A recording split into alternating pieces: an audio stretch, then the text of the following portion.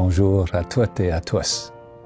Mes salutations de notre nouveau centre pastoral temporaire. Quand j'avais 7 ans, ma famille a quitté sa ferme pour s'établir à Gravelbourg.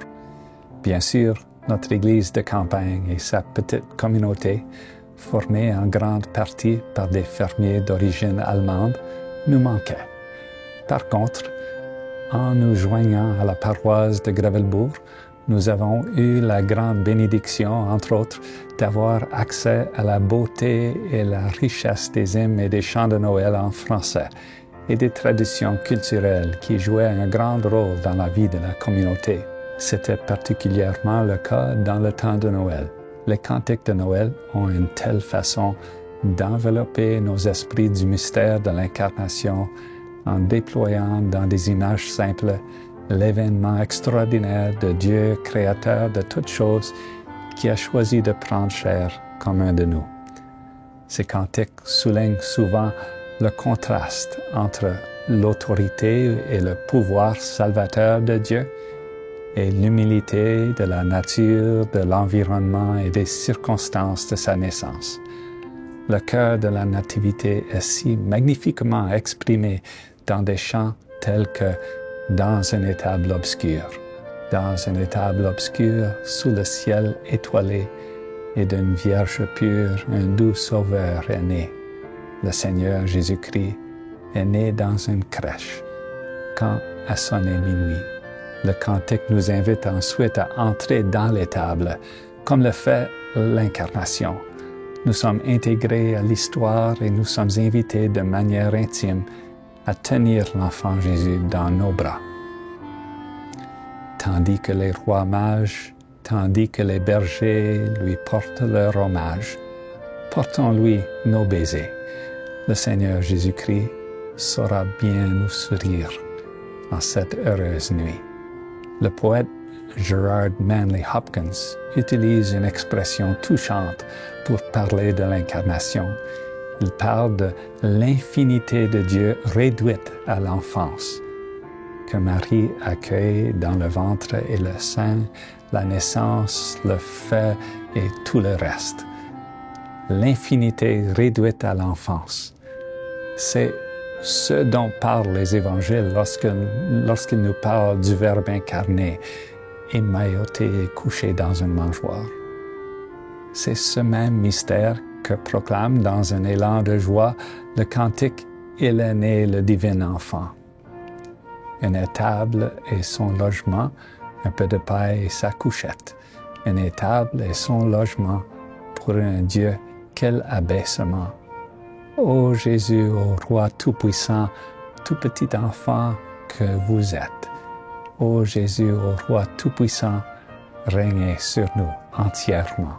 C'est ce que nous célébrons à Noël. Un Créateur qui choisit la voie la plus extraordinaire pour révéler un amour sans limite à sa création. Lors de sa récente visite au Kazakhstan, le pape François a rappelé à ses auditeurs la réponse de Dieu à la propagation du mal dans le monde. Il nous a donné Jésus, qui s'est rapproché de nous d'une manière que nous n'aurions jamais pu imaginer.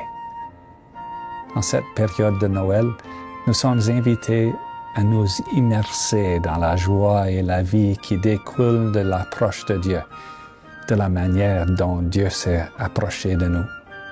Nous sommes également invités à nous intégrer à l'histoire. Lorsque Dieu prend chair humaine, Dieu entre chez nous.